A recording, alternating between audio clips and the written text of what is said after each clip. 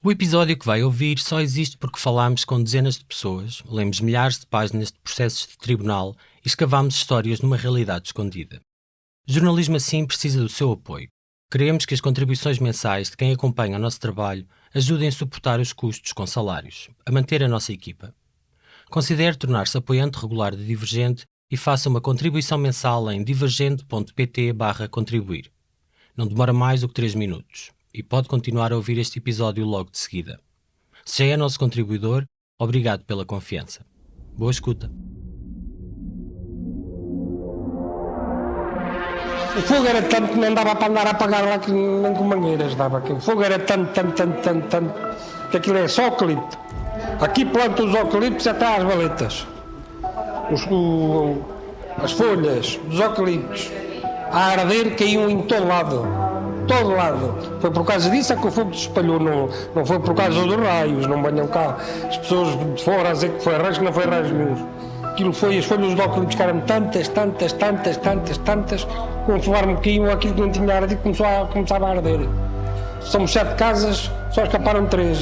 Deviam ser umas 3h30 da tarde, mais ou menos, quando a gente começou a ver muito fumo no ar. E a gente pôs-se lá o alerta, não é?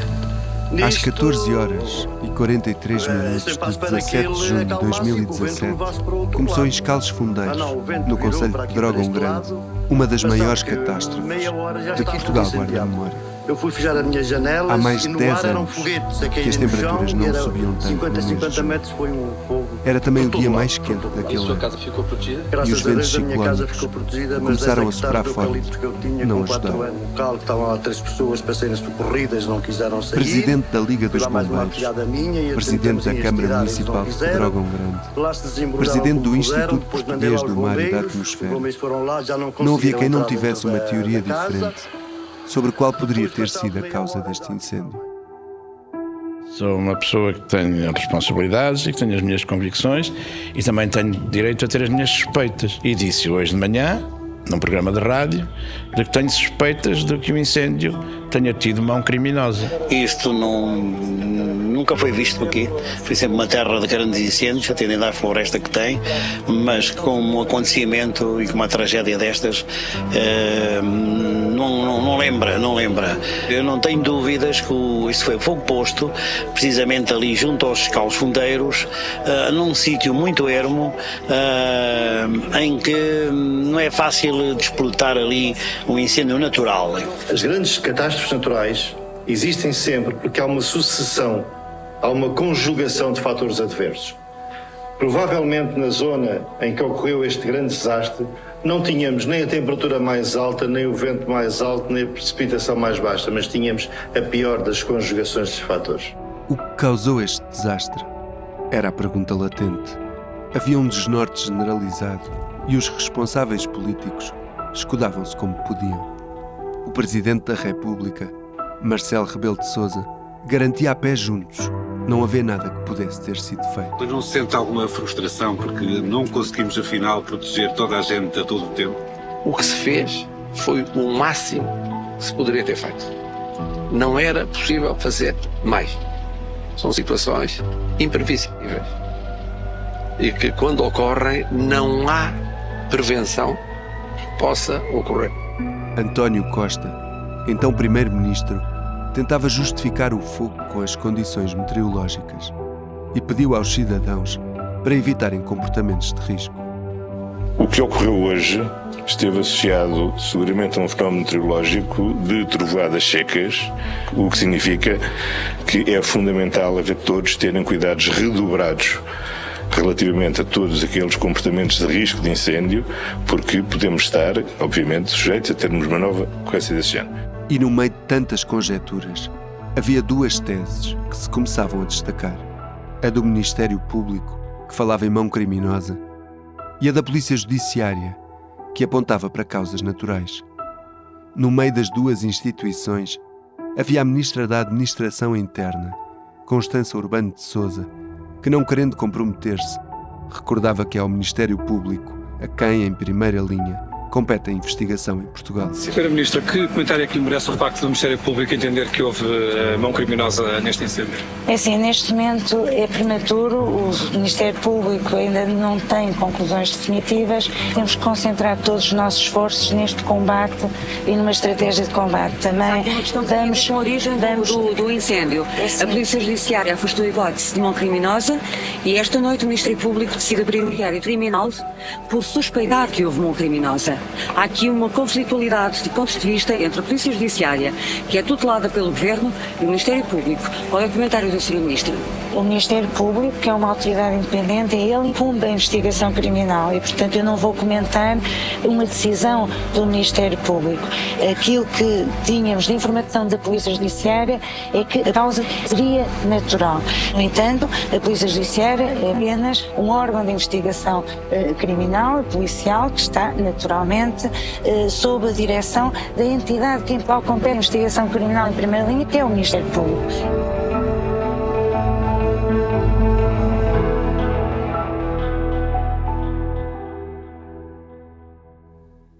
Tragédias como as de Pedrógão Grande voltariam a acontecer.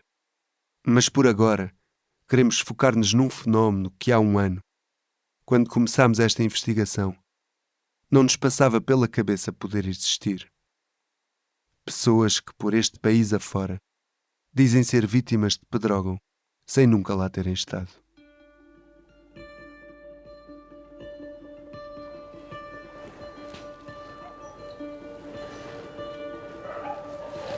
É melhor não falarem nisso. Não? Ela deitou o fogo porque andava doente e não sabia o que estava a fazer e pagou bem caro. Ela disse-me um médico em Coimbra que ela que estava a pagar por aqueles que morreram no Pedrógão. Pois. Nem ela sabe onde é o Pedrógão, nem eu, e nem teve culpa nenhuma deles morrerem. Foi condenada a 3 a 8 anos de prisão. E ela não queimou 8 metros de afeito, nem mato foi ali assim, um terreno ali assim. Ela nem 8 metros veio a judiciária e ela sofreu muito, eu sofri muito. Ela agora foi mal hoje buscar uns frangos e é melhor não falar em nada.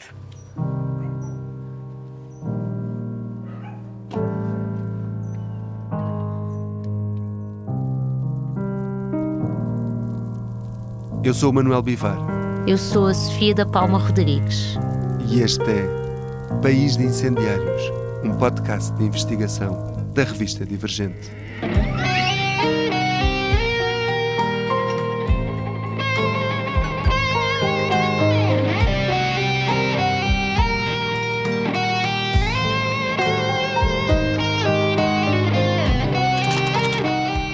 Quinto episódio. Pagou o justo pelo pecador.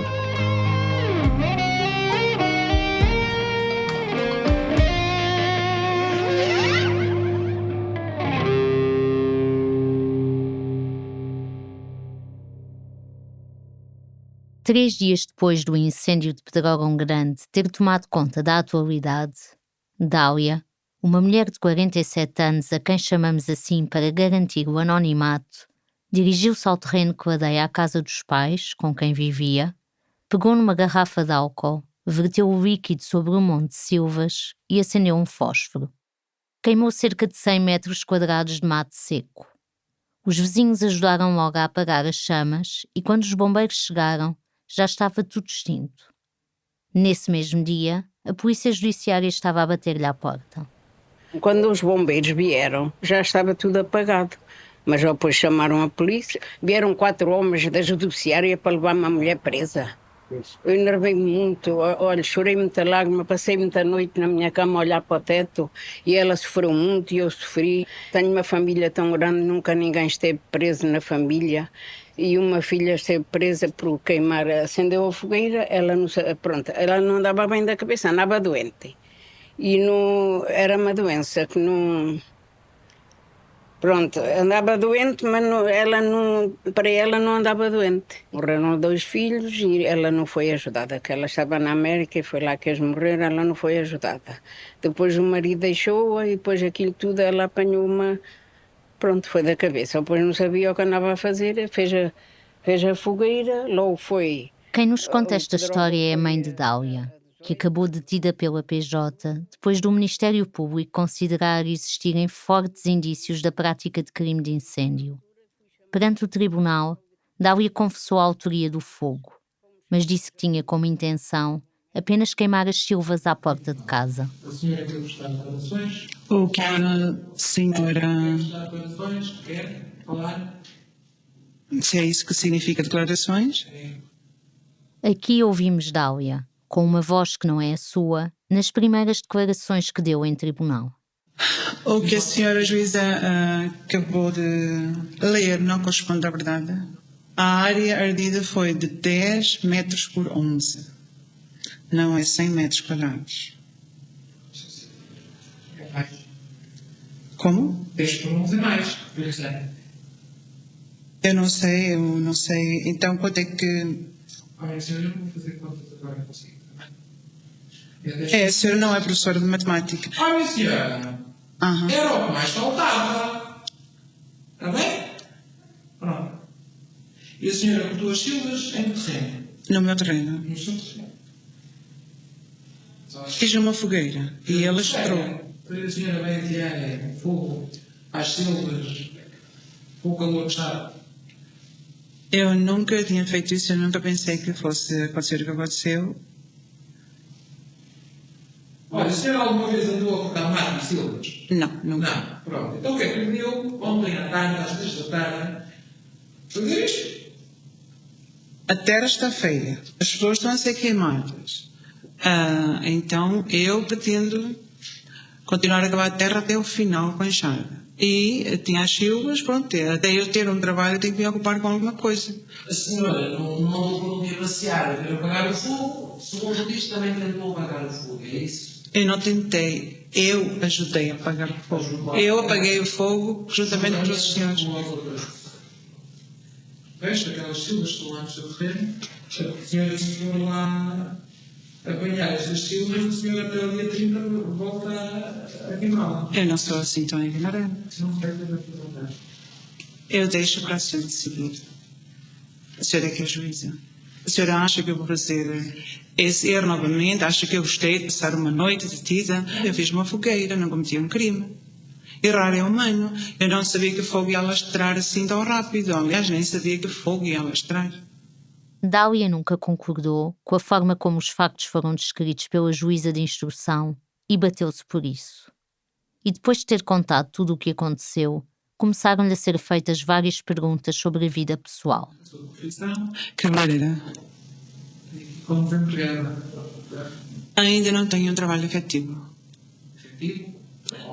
Tem ou não? Trabalhar? Não tenho, provavelmente porque não tenho transporte próprio, mas é uma questão de conseguir. A senhora já fez alguma diligência de conseguir trabalho? Já procurou? Sim, trabalhei na hora da moita há uma semana, trabalhei na pastelaria 2 dias, andei na Vindima. Porquê é que faltou na pastelaria 2 dias? O senhor falou que queria uma pessoa com experiência. Mas a senhora tem dinheiro para as suas coisas pessoais? De vez em quando eu limpo umas casas. Com frequência? Uma vez por semana ou cada 2 semanas. Tem quem? 5 a hora. E quantas horas é cada hora? Às vezes 2. Isso não dá nada, dá 10 euros. É o que as pessoas podem pagar. Sou treinada para sobreviver com pouco. Tem filhos? 2. Falecidos. Solteiro? É. Sim. Doença? É doença. A senhora tem alguma doença? Não. Ou alguma medicação? Não. Não? E foi quando lhe perguntaram se já alguma vez tinha ido ao hospital de Coimbra levada por uma delegada de saúde que o discurso de Dália começou a ficar mais desconexo. Alguma vez foi levado ao hospital por uma gaja da delegada de saúde? Perdão? Se a senhora alguma vez foi levada ao hospital... Para fazer o quê? Para ser internada? Não. Porquê que eu havia de ser internada? Há falta de pacientes nos hospitais. Então, que internem... Que a senhora, em janeiro, que, por ordem da delegada de saúde, foi levada pela GNR para o hospital de Coimbra para ver se ela ficava internada na psiquiatria. E provavelmente essa delegada de saúde provavelmente é ela que precisa ser internada, porque se eu fui ao Hospital de Psiquiatria de Coimbra e se eu falei com os psiquiatras ou psicólogos, é porque foi analisada e os psicólogos viram que eu estou bem. Provavelmente quem está mal é a delegada de saúde, é uma senhora Silva. Eu queimei as Silvas. Ela é Silva, é tudo na simbologia. É código, eu não tenho controle sobre os códigos em país nenhum, mas sei que é código.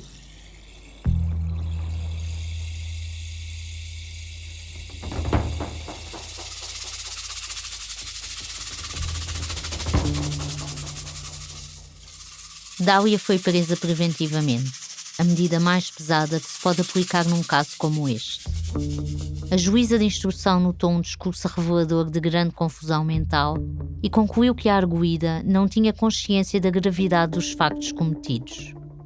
Mas mesmo assim, antes de bater o martelo, considerou que Dália era uma ameaça à sociedade. Uma pessoa perigosa desejava que o fogo alastrasse. Uma condenação que não era alheia ao contexto de terror que assolava o país. A sociedade não perceberia nem aceitaria que o tribunal deixasse esta mulher voltar a casa. Justificou-se a juíza nas alegações finais que aqui reproduzimos. Não se pode ser indiferente ao contexto social em que o país se encontra assolado desde o passado sábado, com o grande incêndio da zona de Pedrógão Grande, que vitimou mais de 50 pessoas, criando um grande sentimento de perturbação da paz social. Indiferente a isso, não obstante estar ciente da ocorrência dos vários incêndios no país, a arguida deliberadamente ateou fogo em causa nos autos, sem qualquer justificação válida para o efeito.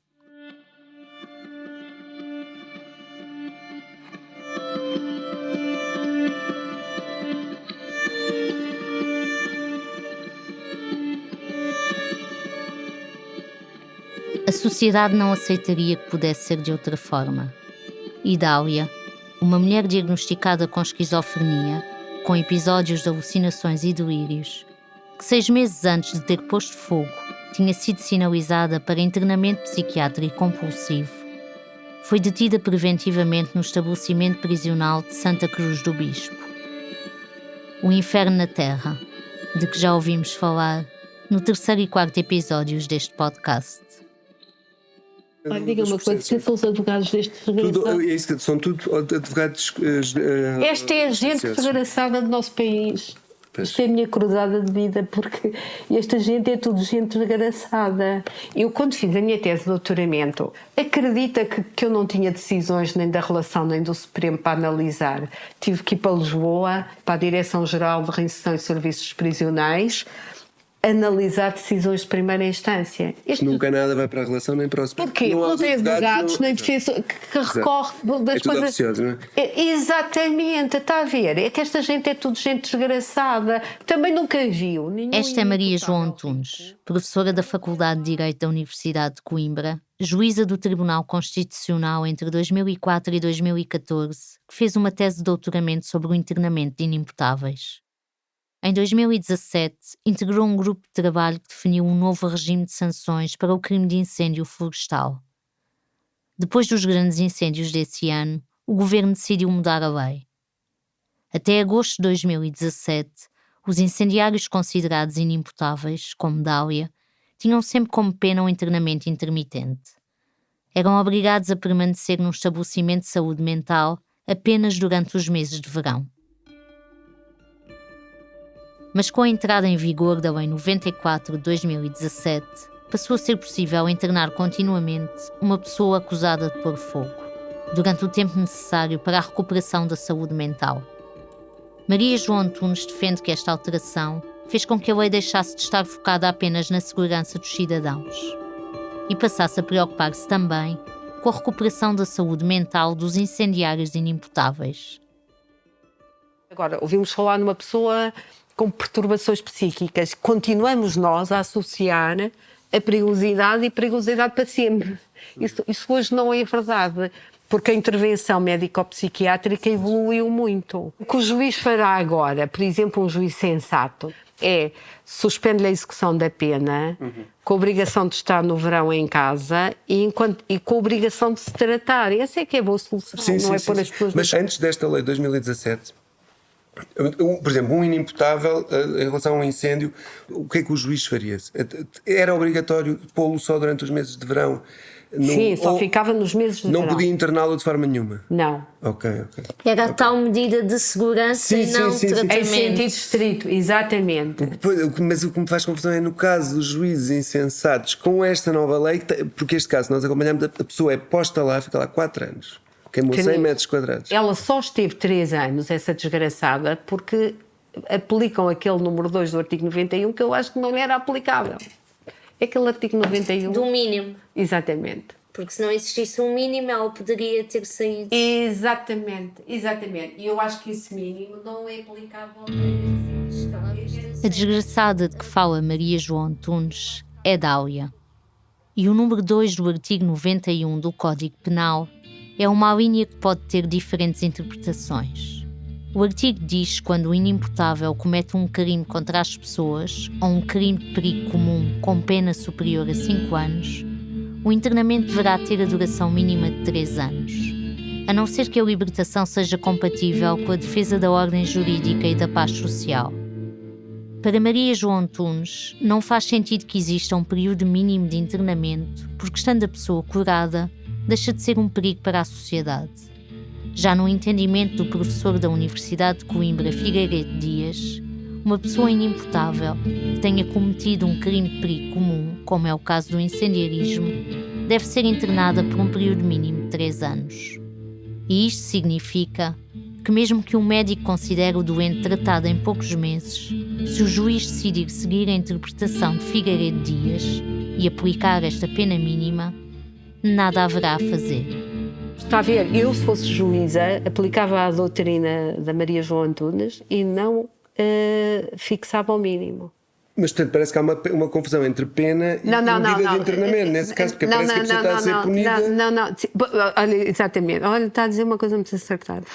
A questão que se põe aqui é porquê isto? Porquê isto? Eu sou discípula do professor Figueiredo Dias, foi sempre o meu mestre. A única coisa em que não concordamos ao longo de toda a minha carreira é nisto que eu lhes vou dizer. O doutor Figueiredo Dias diz que a medida de segurança de internamento de inimputáveis também tem que cumprir uma função de prevenção geral. Ou seja, também serve para que os outros não cometam aquele tipo de crimes. Prevenção geral é isso que significa. E, portanto, o Dr. Figueiredo Dias diz que, mesmo quando é um inimputável por anomalia psíquica, tem que haver um mínimo em nome da tal prevenção geral. E era citado Figueiredo Dias na sentença? Não podiam citar Maria João Antunes porque então não aplicavam os 3 anos. Acho que lembro-me do Figueiredo. Isto para mim não faz sentido nenhum.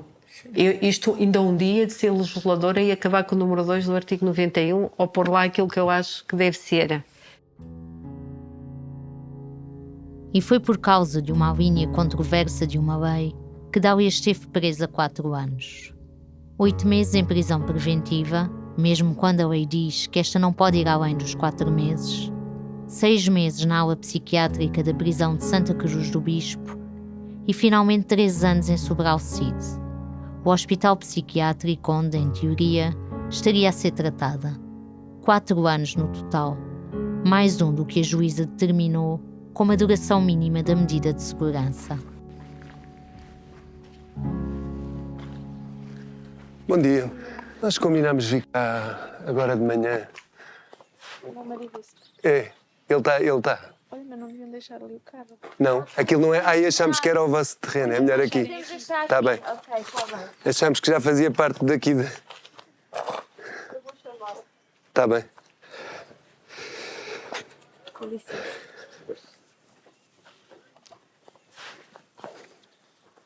Outro dia não causámos problemas, pois não? Depois... Não, mas a minha irmã é desconfiada, ela fica logo pulga atrás da orelha. Estamos numa manhã de novembro de 2023.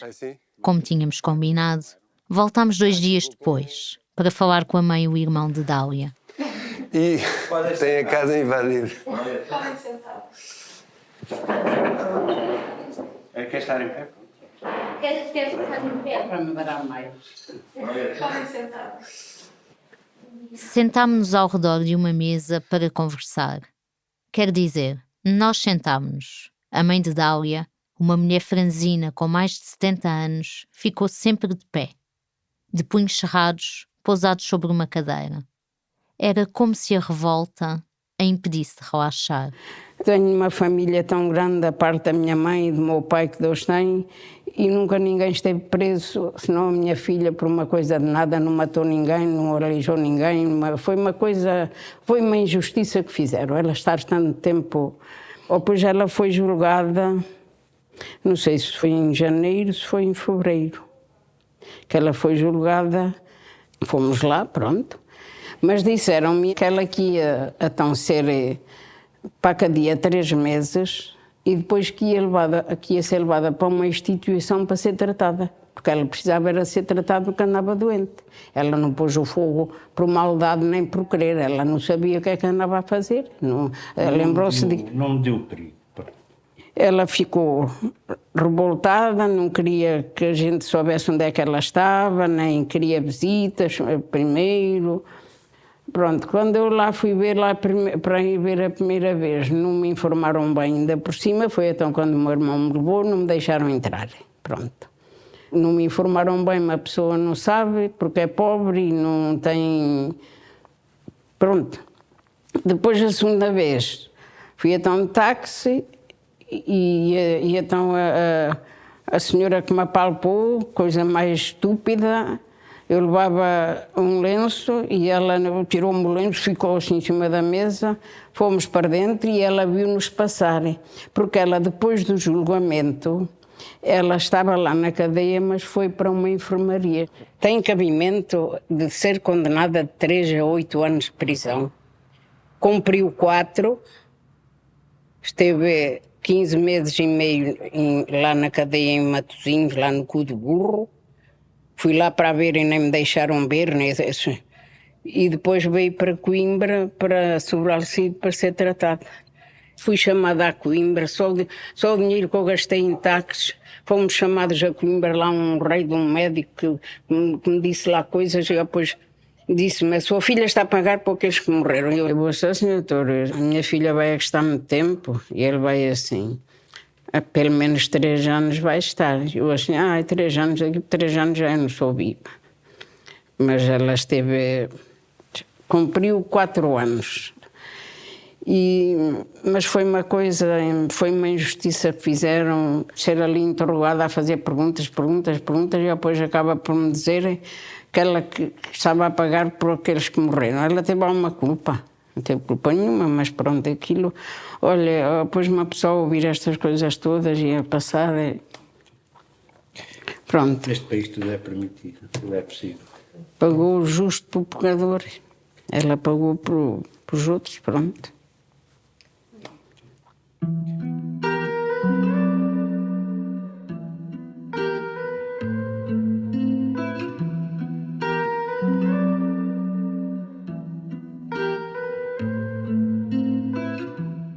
Dália é uma das dezenas de pessoas sobre quem as sentenças dos juízes começaram a pesar mais.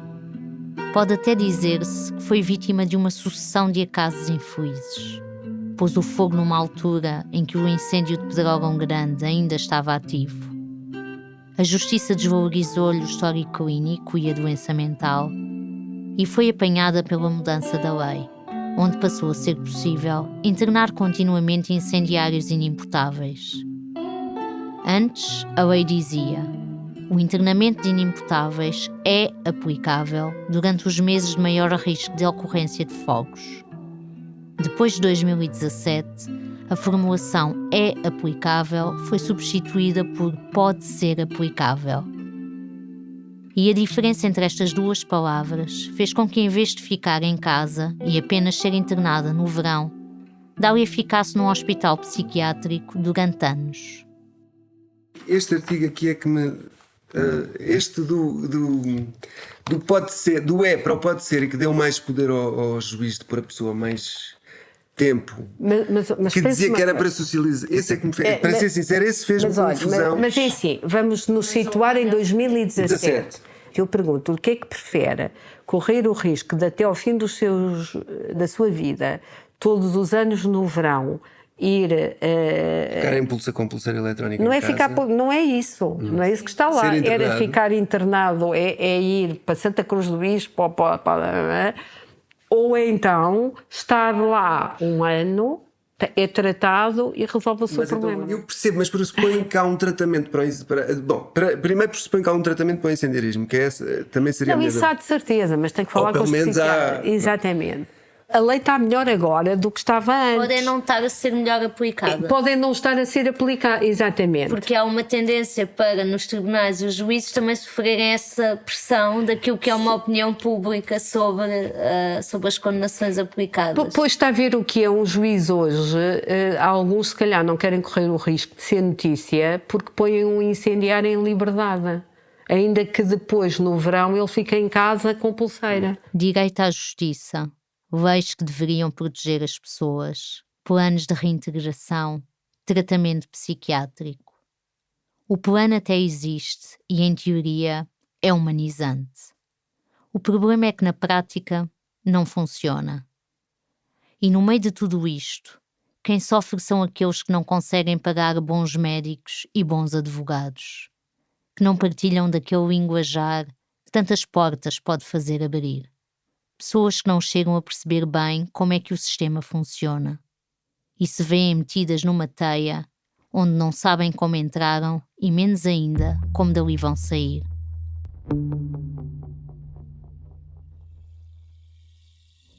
Menos de 24 horas depois de Dália ter pegado na garrafa de álcool, vertido o líquido e acendido o fósforo, e a pouco mais de 100 km a sul da casa onde vivia com os pais, um homem de 34 anos foi até à Sertã e, no meio das árvores, escondeu um engenho incendiário que só viria a explodir 2 dias depois, a 22 de junho de 2017. Nos últimos anos, tivemos uma situação concreta de uma pessoa concreta que provocou mais de 80 mil hectares de área ardida, mas que era uma pessoa só e que colocou um conjunto de incêndios com determinado tipo de dispositivos. Era um engenheiro, era uma pessoa com particular formação, estudava as circunstâncias, provocava umas ignições retardadas e essas ignições davam origem a grandes incêndios nessas circunstâncias todas. E podemos falar... Nelson Afonso. Como? O engenheiro Nelson Afonso. Exatamente. E podemos falar nisso porque é uma pessoa que já foi julgada, portanto a justiça já atuou e já foi condenada e foi inclusivamente condenada à maior pena de todos os tempos atribuída ou aplicada a um incendiário.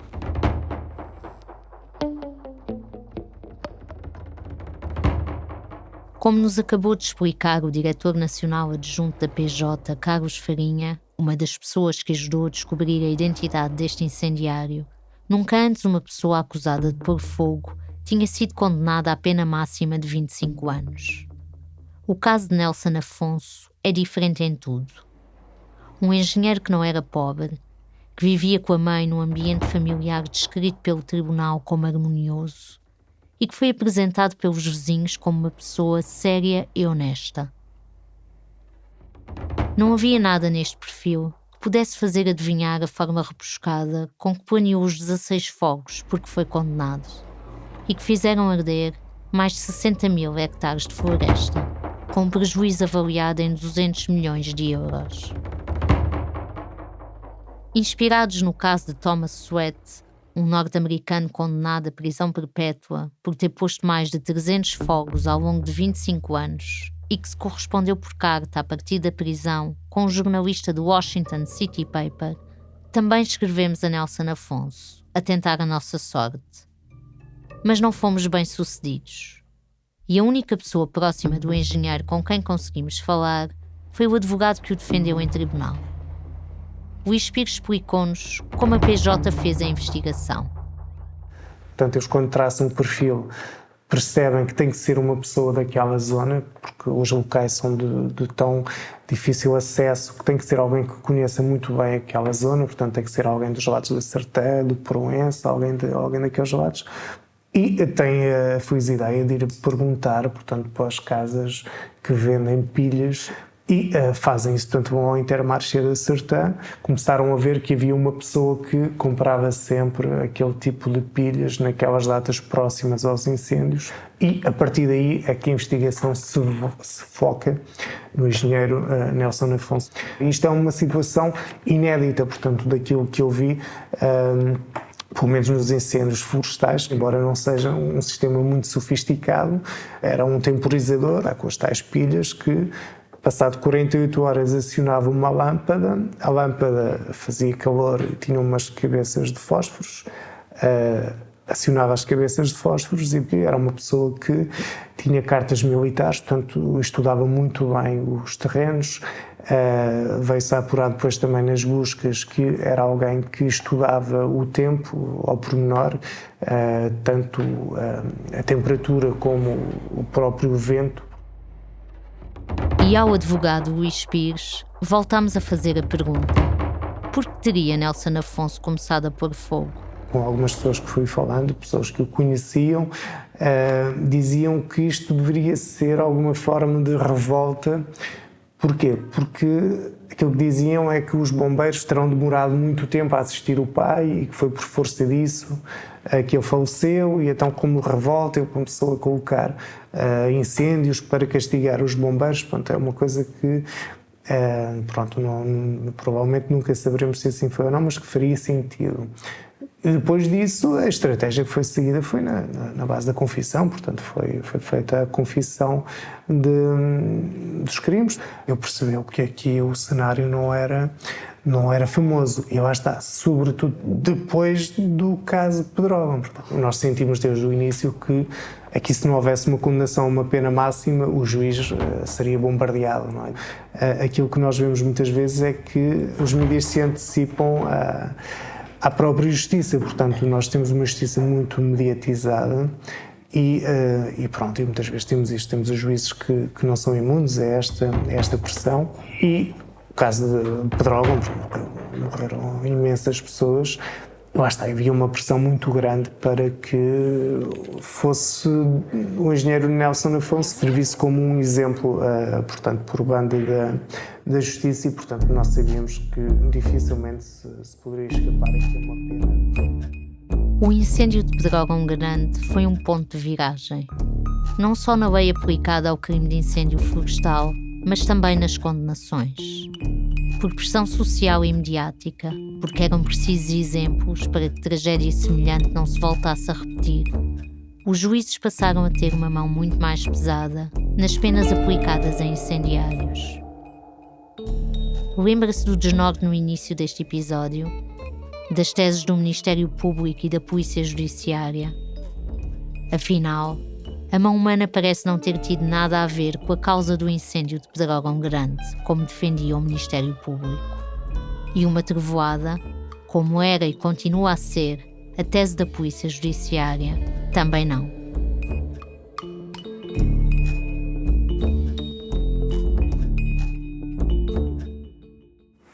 Em 2017 fomos convidados a investigar o Pedrógão e os incêndios de outubro, 15 de outubro. Nesses também, em quase todos eles, investigámos a causa e ela está reportada no relatório. Ouvimos Domingos Xavier Viegas, diretor do Centro de Estudos sobre Incêndios Florestais e um dos maiores especialistas em fogo em Portugal. E nesse caso das linhas elétricas, na Pedrógão, julgo que ainda o processo está em julgamento, não é? Não, já foram abandonadas. E não foram condenadas porque a Polícia Judiciária, no caso de Pedrógão, chegou à conclusão que tinha sido um raio da trovoada que tinha originado o incêndio, coisa que nós mostramos factualmente que não era possível, digamos, até porque a trovoada estava, à hora que o incêndio começou, estava muito longe, dezenas ou centenas de quilómetros dali, portanto não há nenhum dado que permitisse corroborar esse facto. Ainda por cima, houve 2 focos de incêndio debaixo da mesma linha elétrica, um num ponto e outro 1 hora mais tarde, a 3 km de distância. E foi o facto de ter havido estes 2 focos e que todo aquele incêndio tão perigoso. Nós voámos com drones e era manifesto, digamos que os cabos estavam em contacto com a vegetação e havia ali coisas que o fogo tinha começado em vários pontos e aquele incêndio começou num ponto bem determinado. Mas então falamos de um erro de investigação da Polícia Judiciária. Claramente. Em tribunal, eles mantiveram, digamos, a posição que tinham e o juiz, e como sabe é um princípio legal que é na dúvida, absolve-se o réu e foi o que fizeram. O réu que era a EDP. A EDP, nesse caso. Um dos maiores incêndios dos últimos anos no nosso país, a causa está mal julgada. Claramente. No próximo episódio, voltamos ao Algarve para ouvir diferentes teorias sobre a causa do maior incêndio da Europa em 2018. E nos 2 casos temos a EDP envolvida. Temos muito envolvida. Temos uma instituição como a PJ a fazer as afirmações que fez. Temos uma legislação que obriga à limpeza da mata e temos uma culpa que morre solteira. Pois aquilo que posso dizer é que eu aprecio a sua intensidade relativamente a esta matéria e a sua sensibilidade. Mas como alguém dizia, às vezes é a vida.